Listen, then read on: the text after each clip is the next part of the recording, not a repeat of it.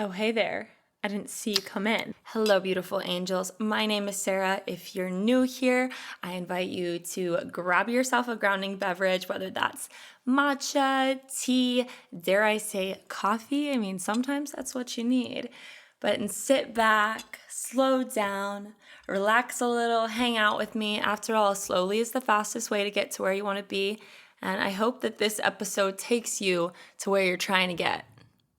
Welcome back to the Wellness Wave podcast. I am so excited to have you here today, particularly because this is a very special episode. This is the very first video episode of my podcast. Yay! Woo! Ah! I crack myself up. It is also episode number 25, and what better way to celebrate than by bringing it onto the tubes? I've been wanting to do this for quite some time.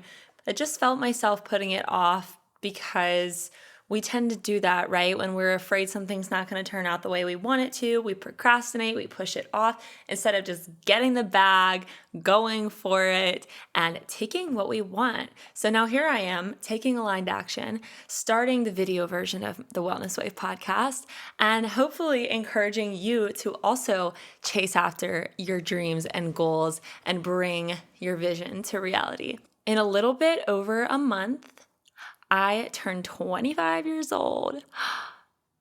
Where are my Leo babies at? Come on, I know you're out there. Also, it's just about to start storming, so I hope that you enjoy the ASMR background of the gentle rain and thunderstorms. But anyways, skirt. I'm about to turn 25, which is really surreal to think about, and I'm no longer going to be able to say that I'm in my early 20s. I'm not going to get away with the, I'm still figuring it out. I'm still, I just graduated college, yada, yada, yada. No, I have got it together, and I'm going to help you get it together too, hopefully a little bit earlier in your life than I did. But a little quick disclaimer. If you're still figuring things out, that totally is okay. I know that sounded a little harsh just now. I'm really just wanting to encourage you to recognize how much value you have within you and to stop selling yourself short because you have skills. You are a badass, to be quite frank, and you need to stop babying yourself because the truth is that if you don't take accountability and responsibility for your future and the goals that you want to achieve, no one's going to take you seriously. That's just the hard truth. And maybe some of you won't like me saying that because you're going through it. And I understand. Trust me, I understand. I go through it. I went through it earlier today, to be honest, and I'm going to get to the story. I'm going to tell you guys all about it. But first, I just want to give a little overview of what this episode is going to be all about. I want to give you all of my tips and tricks that I've got in my little bag of goodies to absolutely slay and crush your 20s, your early 20s, because I'm not through my 20s. Did I always make the best choices in my early 20s? From an outsider's point of view, probably not. I feel like I've made a lot of mistakes. But to be honest with you, the mistakes are how you grow.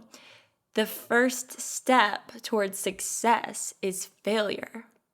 But if I can give you just a little wink of wisdom to make the next few years of your life, or really no matter what point of life you're at, to help you kind of rein it all in, take inventory of what you got going on, make some shifts, some subtle shifts, some big shifts, take that aligned action.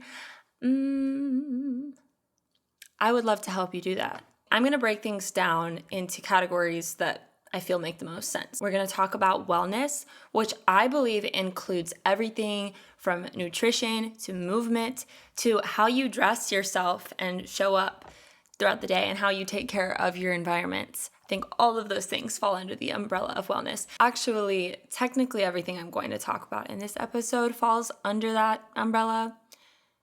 But I'm going to talk about those things. I'm going to share my thoughts on setting boundaries and relationships, communication. we're going to just sprinkle in a little bit of finance in there. To be real with you, that's an area that I am currently diving deep into and working on for myself. So I'm going to give you as much wisdom as I can. Oh, the rain, she is coming. So I want to share a little story that happened this morning because honestly, I'm really shaken up about it. I was on my usual hot girl walk. I don't do it every single morning, but I try to the best that I can to get some, movement in, to get that forward ambulation, as my guy Andrew Huberman likes to call it, to get the lymphatic system moving, all those good things that an early morning hot girl walk does. Get the circadian rhythms going with the infrared light, although it was really cloudy this morning. Whoa, speaking of cloudy, as soon as I said that, just got a little ominous out there. Anyways, I was on my hot girl walk.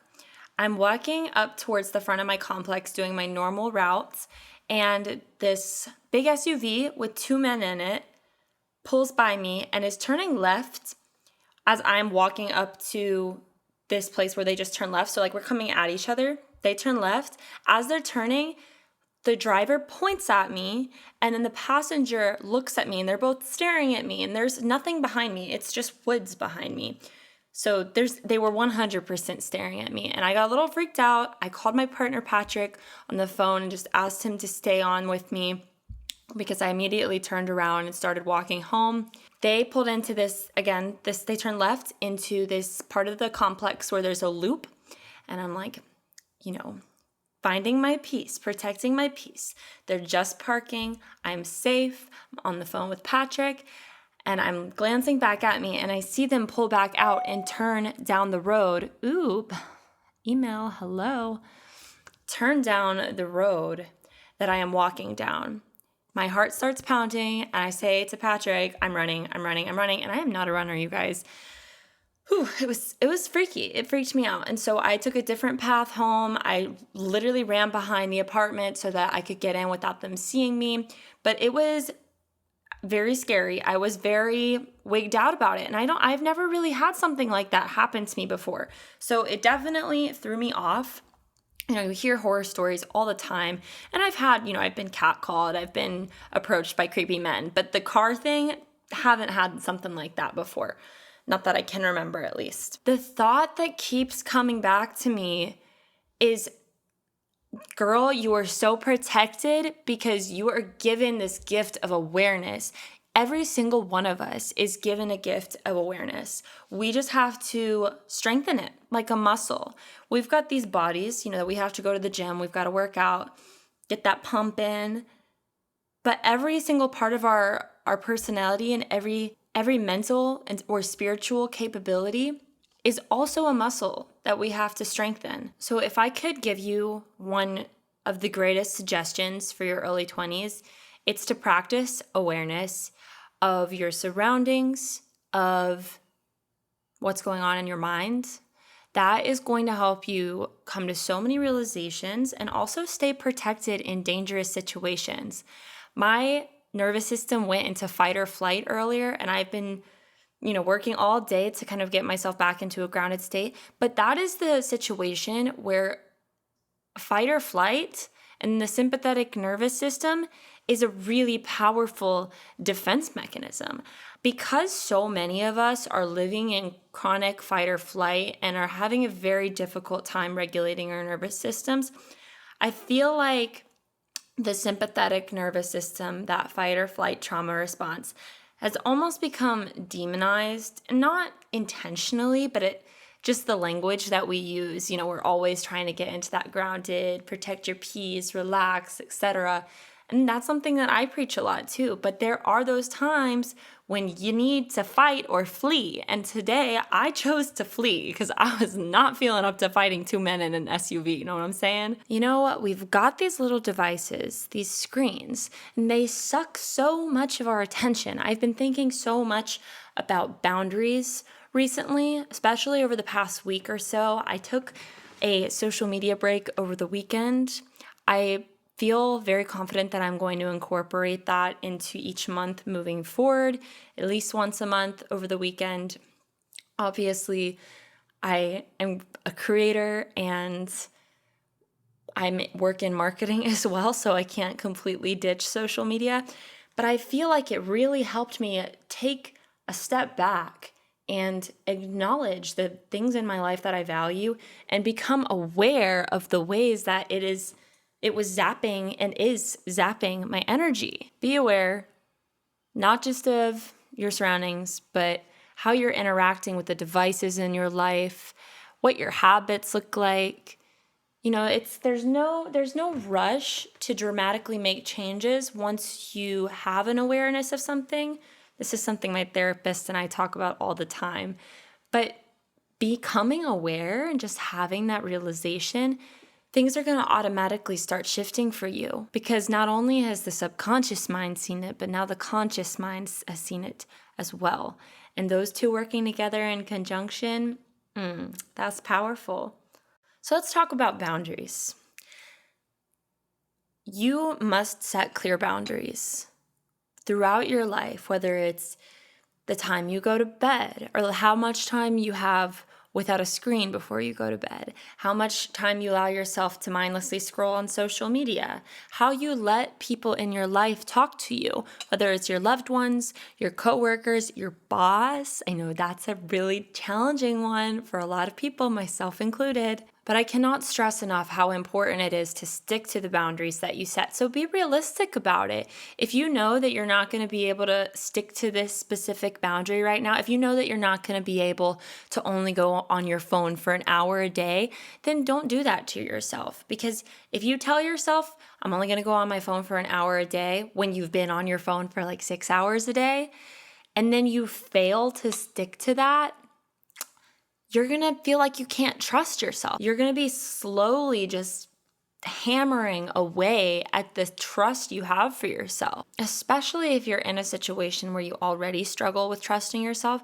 you need to set boundaries that you know you can stick to.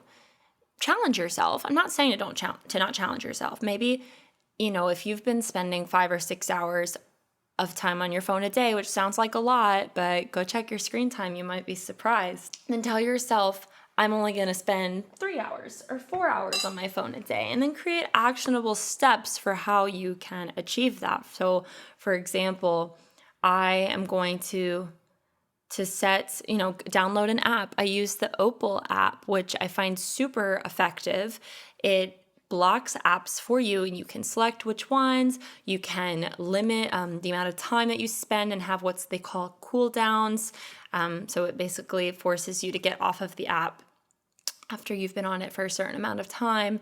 Of course, you can get around it, but it's a nuisance, and you're going to be reminded of the fact that you set that boundary for yourself. Also, don't set yourself up for failure. If you know that when you buy the bag of chips, you end up eating the whole bag of chips in one sitting, then don't buy the bag of chips. Or at the very least, don't let yourself snack straight from the bag. That's something I find myself getting stuck doing all the time, is I will stand at the counter and I will dip my little corn chips in hummus, and before I know it, I've eaten half the bag. 1 second. Hello. Okay, see you soon. Bye. That's my friend Sophie. We're going to yoga tonight for the summer solstice. As I was saying, I will stand at the counter and take corn chips from the bag until I've almost eaten the whole thing. Maybe not quite the whole thing, but a lot of it. So instead, put the serving that you want to have into a bowl, and then take that away from the kitchen where you can't just mindlessly grab more food from the refrigerator or from the pantry or whatever. Next up, set priorities. These don't have to be the priorities that you have right now in this very moment, but write down a master list of, in your life, what you feel that you value most. So think about family, your values, your financial goals, your investment goals, travel goals. Write down a bucket list. Make it a fun activity. You can even create a mood board. You can go to Hobby Lobby, get your poster, get some Mod Podge, have fun with it. This helps you take an inventory of all of the things in your life that matter to you, and then you can look at what actions you're currently taking to see how you're building the life that you want. or not building the life you want. That can help you really reevaluate. Next up, I want to talk about communication. I feel like this is so overlooked in your early 20s because at this point, communication is easy, right? You've got your friends, you go out to the bars, you don't have to do that much networking if you don't want to. In my case, I just let those opportunities come to me. But the sooner that you can get on board with this idea that you have to put yourself outside of your comfort zone to make new connections that are going to raise you to the place that you want to be, the sooner that you're going to start seeing that dough, baby. I'm just kidding. Well, no, I'm not kidding. But you're also going to have those genuine, authentic connections that inspire you and help provide the tools that you need to get to where you're trying to be. The truth is that nobody is going to just hand you your success. You have to work for it. And that means reaching out to people who are not going to know that you exist unless you put yourself in front of them. Because these people who have the things that you want, whether it's the career or the beautiful family or the life of travel, they've got too much on their plates. They are not necessarily going out of their way to find charity cases. You know what I mean? That sounds harsh. And I feel like I'm being harsh in this episode, but it's a cruel dog-eat-dog world, baby. And I want to encourage you to take advantage of opportunities where you can, because otherwise they're just gonna slip right out of your fingertips. So in order to make connections and impress the people who have what you want, you have really got to hone in on those communication skills. How clearly and concisely you get your points across is directly related to how efficiently you reach your goals. Say what you want and mean it. Kind of goes back to the boundaries and sticking to them. If you don't like something or you do like something, commit to that. And of course, you're allowed to change your mind. I'm not saying that. In fact, a very, very important part of communication is being able to listen to other people's ideas and having an open mind to changing what you think about something. Now, I'm not saying to blindly shift your beliefs just because you want to impress somebody. That is not what I'm saying. I'm saying that you should have the confidence in what you believe to hold firm in that until somebody provides sufficient evidence to sway you otherwise. Also, when you're having conversations with people, offer them value. Show them how you can contribute to their lives in a positive way. Honestly, if you take nothing else away from this episode, let it be this. The most profound skill you can develop in your early 20s or at any point in your life is the ability to simplify complexity. The ability to simplify complexity. Feels good, doesn't it? So how do you cultivate this skill? There are a couple of exercises I have incorporated into my life that I feel have truly helped me. The first one being hosting a podcast. Getting better at researching, taking notes, and being able to share that through a screen, talking to a microphone, to a camera now. That will show you your weaknesses, I promise. It will reveal to you how often you're using filler words to speak. It will show you how confident or unconfident you sound. I always thought that I sounded like a very confident person, and I think I do, but I've noticed little inflections in my voice. For example, when you talk like this, it almost sounds like you're asking a question, right? I love myself versus I love myself. Do you see the difference? One sounds very affirmative and very confident, and the other sounds like a question, like I'm uncertain and I don't really know if I love myself. I'll let you take a guess which one was which. I think you'll be able to figure it out. Even if you don't want to host a podcast, because I understand it's a lot, start keeping a video diary on your phone or even in your voice notes. Just practice sharing about your day, sharing the things that you've learned, what inspired you, areas you feel you might be able to improve, etc., etc. And there she goes. At the same time, though, you don't want to sound like a robot. Let your personality shine through. We've all got one. So now I've covered the more mindset-related tips that I have. Stay aware of yourself and your surroundings. Set boundaries and stick to them. Identify your priorities. clearly communicate and offer value to the people who have what you want. So that's 4 now. Now let's talk about physical self-care. Let's start with the most superficial of all of these, which is your sense of style. Your sense of style is not just about the clothes you put on your back, honey. It's about way more than that. It's how you hold yourself. It's the way you speak. It's all of those things that we just spoke about. But the clothes that you wear certainly play a role in the way that you present yourself to the world. Create style staples. I'm not saying that you have to dress the same all the time, but let's be honest. The way that you look, your appearance, how you present yourself, really impacts the way people see you. It's just the way that it is. And this isn't about being the most glamorous person. It's not about having all of the nice, shiny things. It's about presenting yourself in a way that shows you care about yourself and that you take pride in showing off the most beautiful parts of yourself. So learn how to dress for your body. So for me, the style staples that I live by, I rarely wear more than 3 colors on my body. And if I do wear more than that, it's because I've got on one statement piece that is multicolored. I always have got my gold jewelry. I love the more soft glam, clean girl makeup look. I love turtlenecks. I love high-waisted pants. I love my belt with the gold clasp. Is that what that's called? I got my chunky boots. I feel like I have a lot of masculine elements in my style, but I soften those with the makeup and the jewelry and the more dainty elements. Also, this kind of falls into the financial aspect of this conversation, but be really mindful when you are purchasing fast fashion. I'm not going to sit here and preach to you that, fast fashion is the devil and you should never buy it or support it.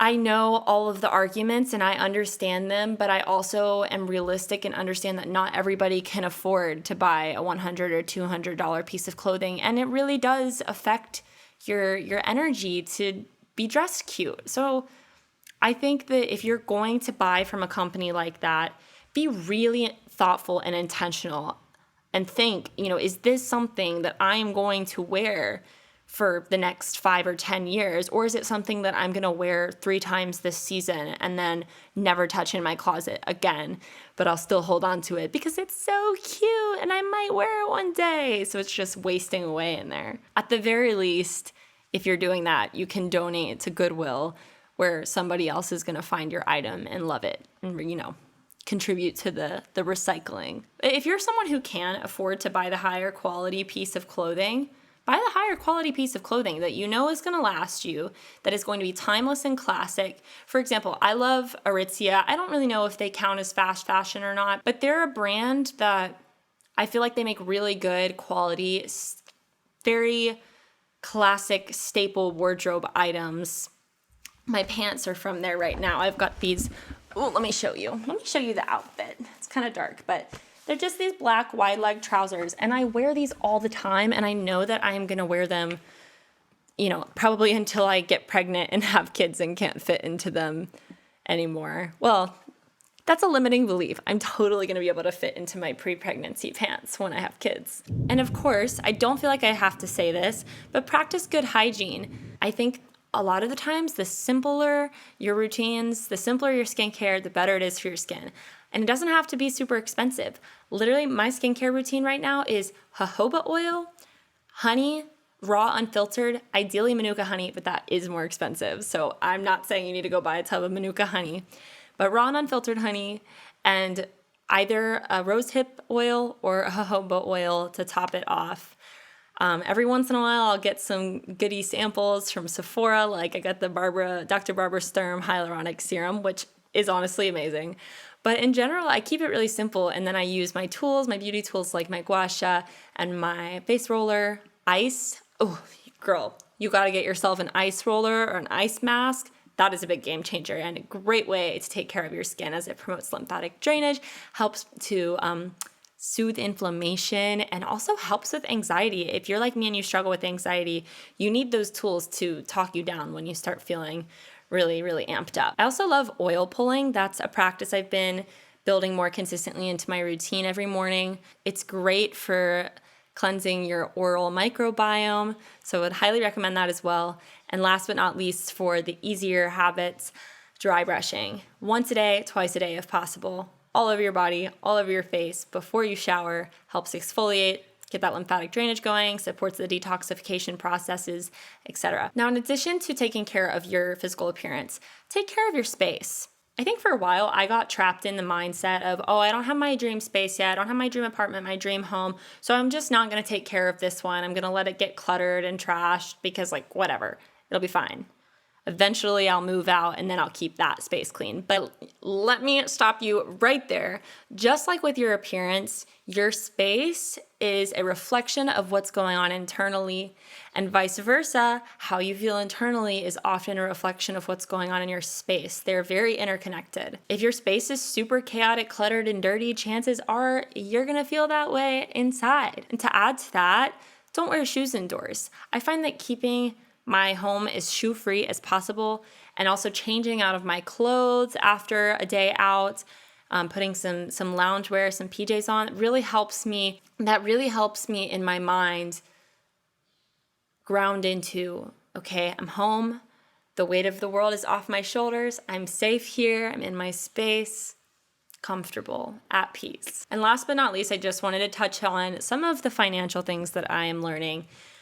The first one being to always do your research. I've had several instances in the past year where I have not properly researched my insurance policy I'm still on my parents' insurance policy for another year. Like I said, I'm about to turn 25. But I did not properly research, and then I ended up getting screwed with really high medical bills from lab work that I've gotten done and just certain providers that I've seen who I thought were going to be covered by my insurance, but were not. I feel really privileged to have a family that can help support me when I'm struggling financially, but I know that not everybody has that, and I know I'm not always going to have that. Like I said, I'm going to be kicked off my parents' insurance next year, and that's going to make things a little bit more challenging.